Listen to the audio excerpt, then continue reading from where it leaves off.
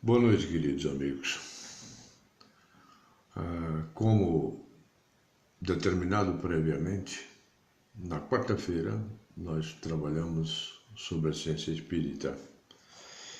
E essa é a razão porque, no momento, eu consigo começar a falar sobre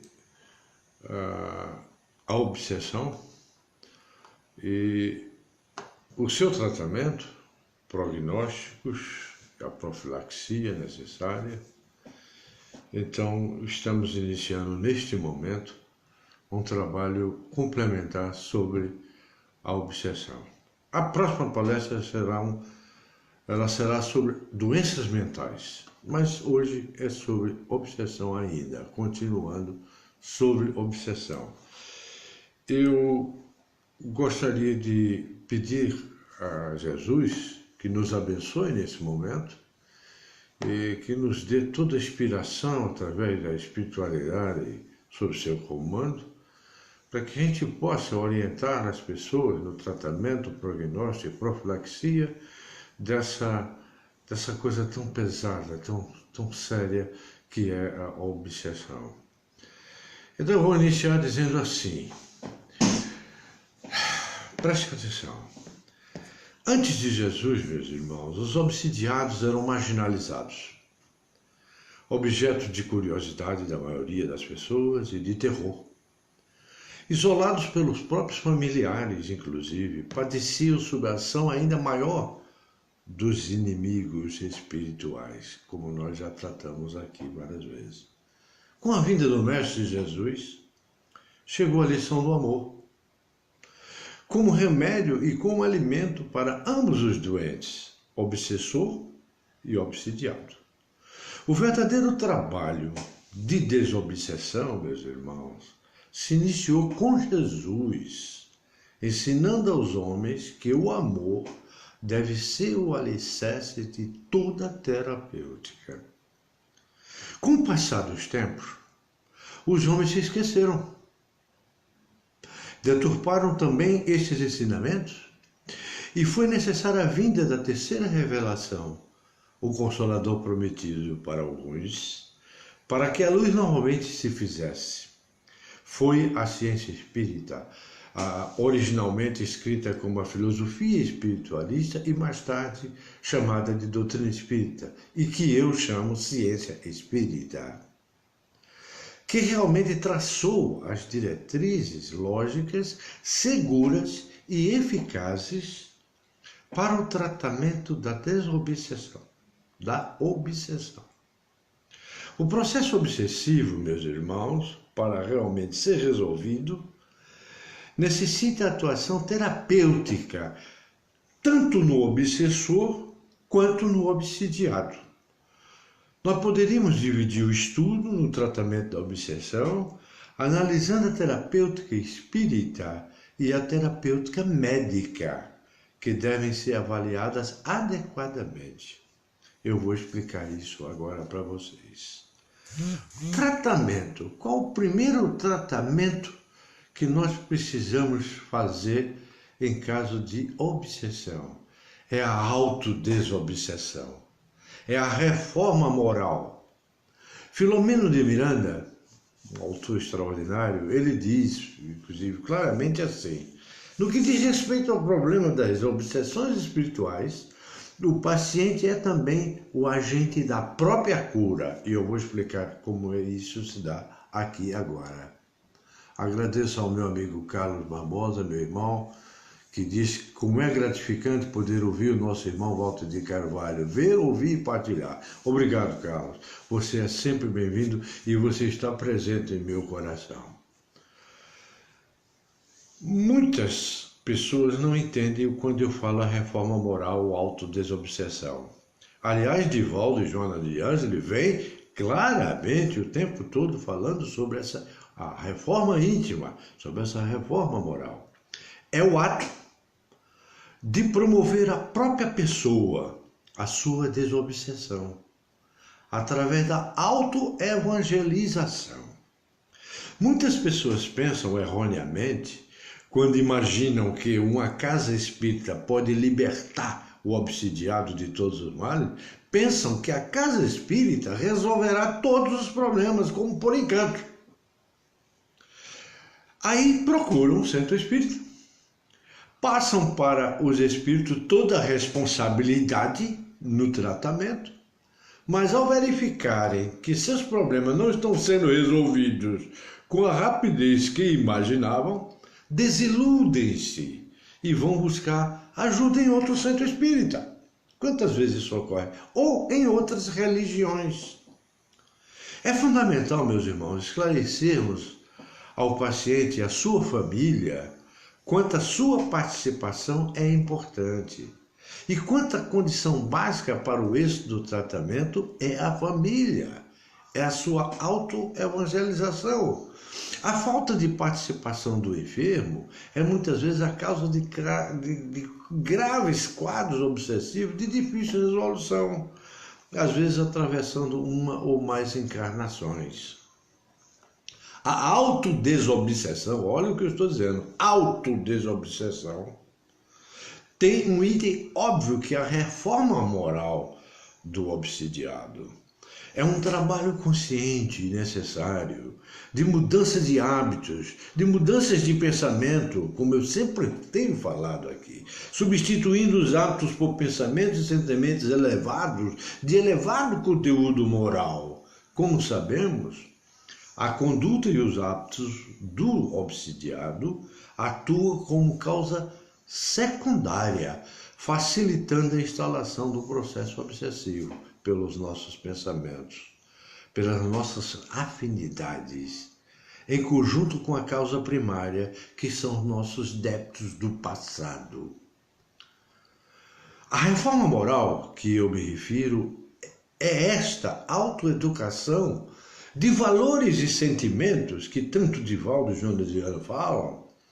O meio mais fácil de atingir esse objetivo é pela prática da caridade com Jesus. Olha lá. A caridade é terapia, gente. Conseguirá o obsidiado, aos poucos, convencer o seu obsessor de sua renovação moral e também desfrutará de elevadas companhias espirituais. Depois eu digo mais tarde como isso se dá numa reunião mediúnica. Mas outro tratamento, além da autodesobsessão, é a fluidoterapia. O obsidiado fica envolto, impregnado no seu fluido pernicioso, e deste fluido que importa desembaraçá-lo. Está na Gênesis, capítulo 14, item 46. Já citei até aqui. O obsessor envolve fluidicamente o obsidiado, absorvendo os fluidos benéficos, substituindo-los pelos fluidos deletérios que ele quer colocar, como no caso daquele que bebe, por exemplo. Ele se aproxima, se imanta e ectoplasmaticamente bebe com a pessoa. Só existe um meio de retirarmos esses maus fluidos, é substituindo-os por bons, como afirmava o velho sábio leonês, o nosso Allan Kardec. Por isso é fundamental a fluidoterapia, feita por passe e pela água fluidificada. Uma outra coisa que eu recomendo é a frequência ao centro espírita, à casa espírita, ou à igreja evangélica pentecostal, aquela que tem os ungidos que aplicam os passes pelas mãos e tiram e retiram esses obsessores das pessoas.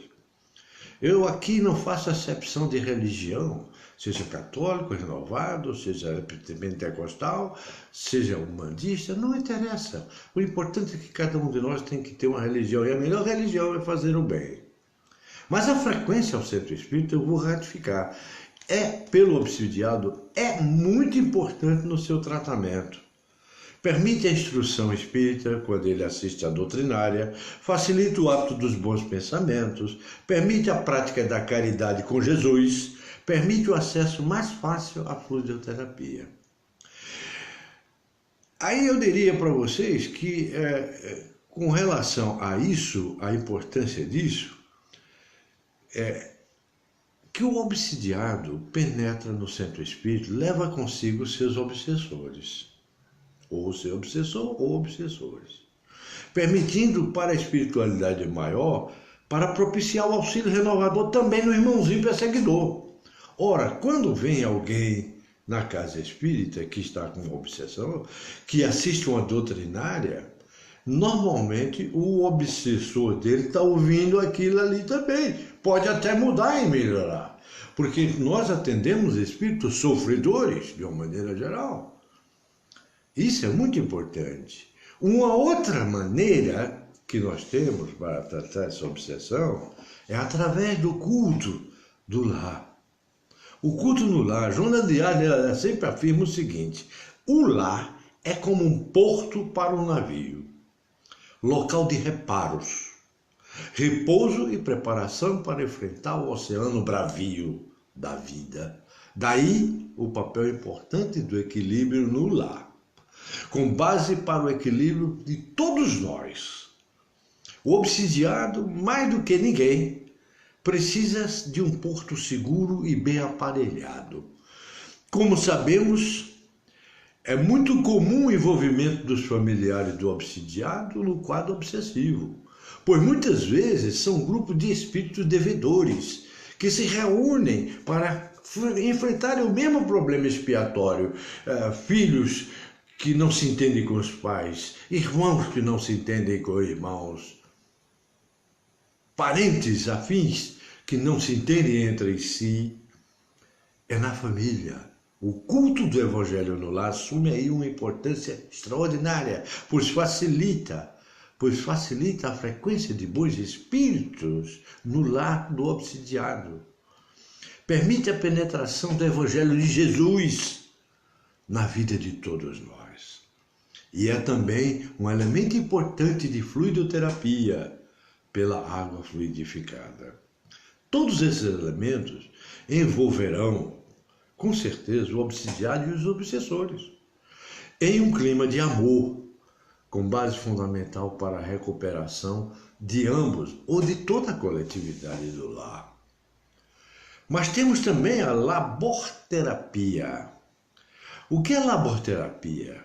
Todos nós já enfrentamos momentos de tédio e achamos até que estamos em depressão, porque ficamos tristes, isolados. Já tivemos a mente invadida por maus pensamentos. Quem de nós não já teve isso?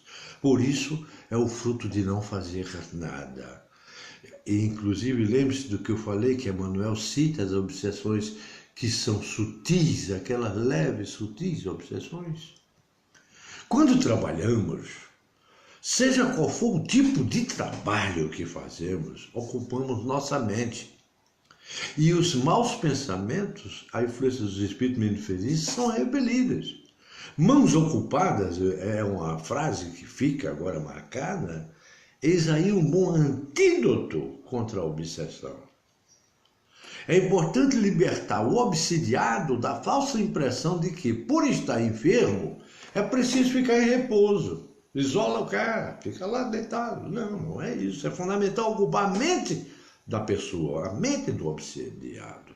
E de forma mais fácil e eficaz é ocupar com as suas mãos, fazendo trabalhos manuais. Inclusive, existem certos trabalhos que são interessantes, você fazer crochê. Crochê não é só para mulher, o homem também faz, quando ele faz como terapia. Agora, a participação da família é importante, sim. Não somente o obsidiado deve ser conscientizado da importância de sua participação na terapêutica desobsessiva, meus irmãos, mas também os seus familiares.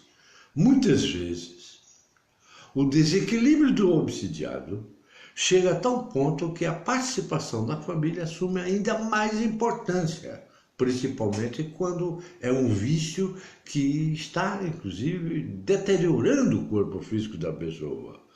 Outro fator importante, como já mencionei, é o fato do quadro obsessivo muitas vezes envolver toda a família. Ou seja, todo o grupo errou. Todos precisam de reparar os seus erros. É nítido o resultado mais positivo nos casos em que toda a família participa da ajuda ao obsidiado. E como é que fica o apoio do grupo mediúnico. A ação da equipe espiritual de ajuda se tornará mais evidente quando houver a participação de um grupo mediúnico sério. Grupo mediúnico sério. Ambos espíritos envolvidos serão beneficiados.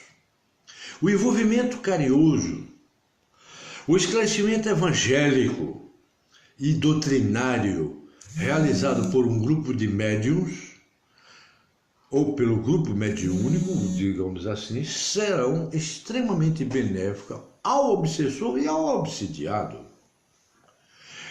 É importante enfatizar nesse momento aqui, que nem sempre a depressão é um caso de obsessão, mas pode ser. E assim é bom tratar a Adélia Lima, que está dizendo que tem muita depressão. Mas não diga mais isso, diz eu não tenho depressão. Fala, eu não estou. Diga, quando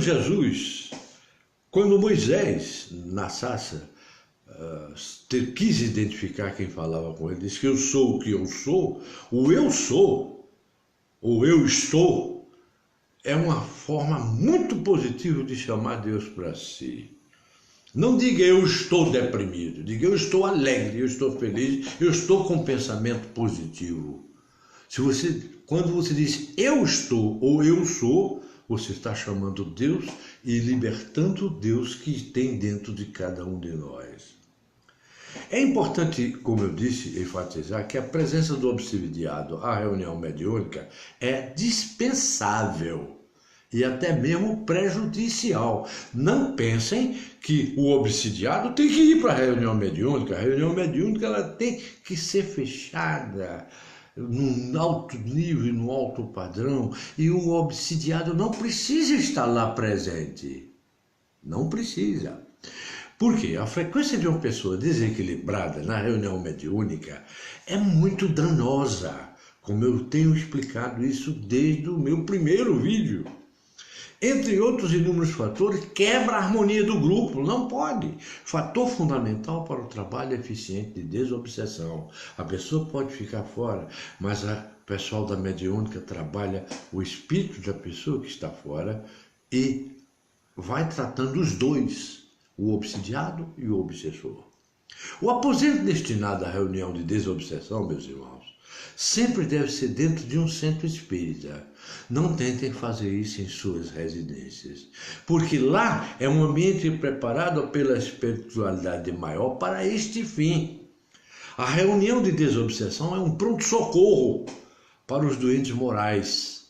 E como um pronto-socorro deve estar localizado em região adequada para isso. Por isso que as reuniões mediúnicas são preparadas antecipadamente. Começam pela doutrinária a chegar à espiritualidade e depois o grupo mediúnico fica separado numa sala e lá começam os trabalhos de forma separada. Mas os médiuns também estão ouvindo a doutrinária, porque os espíritos que estão lá presentes estão também prestando atenção na reunião doutrinária, naquilo que se está falando em nome de Jesus. Não podemos quebrar essa harmonia do grupo. O aposento destinado a essa reunião deve ser dentro do centro, preparado pela espiritualidade. A reunião de desobsessão é um pronto-socorro para os doentes morais, como eu disse, e como pronto-socorro deve estar localizado numa região adequada para isso, a sala reservada. Aí agora eu falo sobre a sala. A sala reservada para tais atividades foi comparada por André Luiz a uma sala de cirurgia, que requer isolamento, respeito, silêncio, asepsia, isolada dos olhos indiscretos, curiosos e despreparados. Por isso que nas centros espíritas, as salas de reunião mediúnica, mesmo quando ainda começa-se a reunião doutrinária, são separadas. Por isso jamais devem ser abertas ao público, jamais. E nunca devem ser trabalho para iniciantes. Nunca. O trabalho exige grupo preparado, harmônico e local adequado para isso. Mas agora eu vou falar uma coisa muito séria que as pessoas às vezes acham que não cabe juntar a ciência com a ciência espírita com a ciência comum. Não, mas não, pelo contrário. A terapêutica médica é fundamental.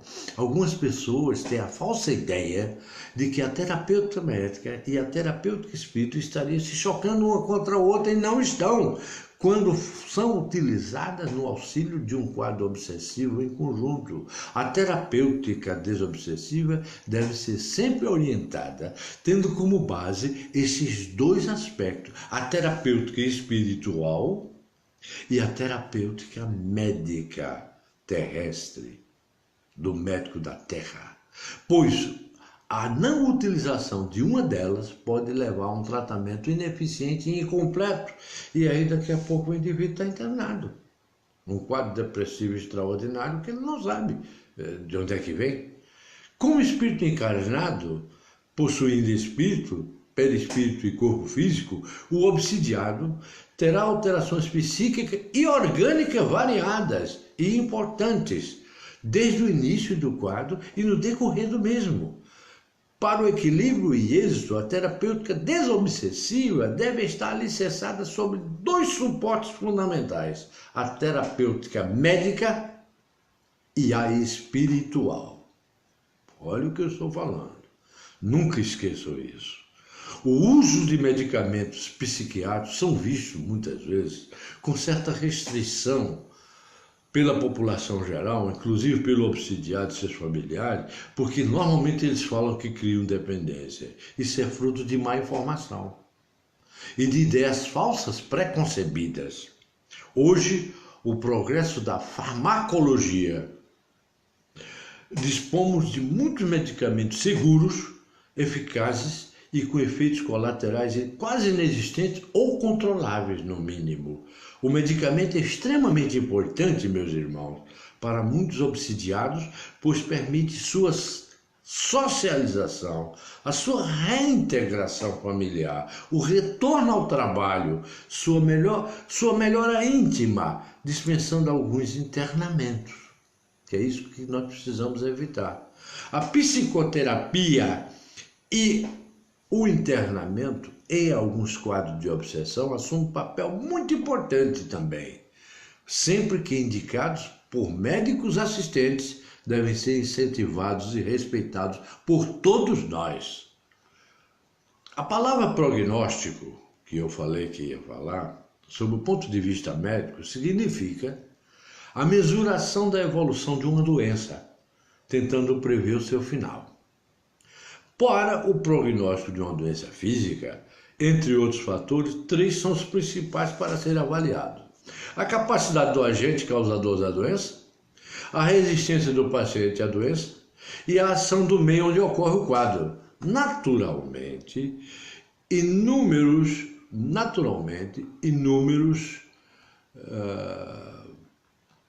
como eu diria para vocês, inúmeros casos, inúmeros fatores irão contribuir para que o bom ou mau prognóstico de um quadro obsessivo. Para resumir, eu quero resumir isso de uma forma bem simples, poderíamos comparativamente com uma doença física avaliar 3 fatores: a persistência, a inferioridade moral, a capacidade intelectual e a intensidade do ódio do obsessor. Não sei o que mal eu fiz a ele. Eu tenho a terapia do esquecimento quando eu reencarno. Não sei que mal eu fiz a alguém no passado, que agora me achou nessa veste nova e está passando a me perseguir. É assim que se dá a obsessão. A resistência física, psíquica e moral do obsidiado. Aí entra a reforma íntima, que um dia nós vamos falar aqui só sobre a reforma íntima em vários trabalhos de Joana de Ângeles. A utilização eficaz da terapêutica espírita e médica. Eu saliento aqui agora, nesse momento, o valor da vontade do obsidiado de querer melhorar. Porque eu sempre falo as 3 coisas: fé, merecimento e vontade. Se você não quer melhorar, você não vai melhorar. Pois todos os outros dependem, sobretudo, dessa disposição da pessoa que é doente. Para completar, eu poderia fazer as seguintes observações. Os quadros obsessivos existentes que levarão a mais de uma encarnação para terem sua solução. Isso pode ocorrer. Nessa encarnação você não cura esse tipo de obsessão. Quando nunca devemos desanimar, pois tudo que fizermos estará contribuindo para a redução de tempo e também amenizando sofrimentos, tanto do obsessor quanto do obsidiado. Que mais cedo ou mais tarde, todos os quadros de obsessão, por mais grave que seja, serão solucionados. E isso as pessoas precisam saber, pois o amor sempre vencerá o ódio. Vou repetir, pois o amor sempre vencerá o ódio. Que o obsessor e o obsidiado nem sempre se curam simultaneamente. Às vezes ele é apenas afastado, mas não se curou o obsessor. E o nosso objetivo nas mediúnicas é sempre que ambos fiquem bem. Temos recebido em nossas reuniões mediúnicas muitos espíritos sofredores que se afinizam com determinadas pessoas pelo pensamento, como eu disse, diz-me o que pensa e eu dir-te-ei quem te acompanha. Profilaxia disso qual seria? É o conjunto de medidas que tentam evitar, prevenir o aparecimento de certa doença. Assim também na obsessão. Porque existe inferioridade em nós. Porque fizemos sofrer alguém. E sofremos também porque temos dificuldade de perdoar. E ao não perdoar, se aproximam de nós aqueles que não estão habituados a perdoar.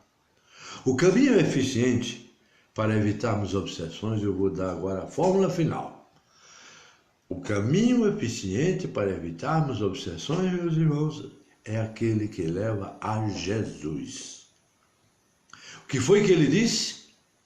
Eu sou, olha o eu sou aí, eu sou o caminho, a verdade e a vida. A única profilaxia eficaz é a do Evangelho. Para qualquer desequilíbrio familiar, para qualquer desequilíbrio pessoal, é o Evangelho, é praticar o bem e ser bom. O amor é o único antídoto realmente infalível para qualquer tipo de obsessão, mesmo as mais sutis. Quando aprendemos a amar sem reservas, sem interesse, sem exigências, quando houver em nós o amor em toda a sua plenitude, então não haverá mais lugar para ódios, maldades, disputas e muito menos obsessões. Que as obsessões são por causa das disputas, das maldades, dos ódios que nós tivemos no passado e o mal que nós fizemos a alguém no passado. Mas existe uma infinidade de espíritos, como disse Jesus, se eu pedir a meu Pai, Ele me manda uma legião de anjos aqui para me defender. Existe uma legião de espíritos que só, como disse a Aparecida, que só o amor conseguimos vencer. E foi com amor que Jesus venceu, mesmo tendo sido o julgamento mais injusto dessa humanidade. Mas se você aprender a amar sem reservas, amar como Saulo falou, sem aquela destruição do ciúme, da posse, do domínio, o amor incondicional. O amor que deixa livre, que deixa você ser o que você é, que respeita a sua individualidade.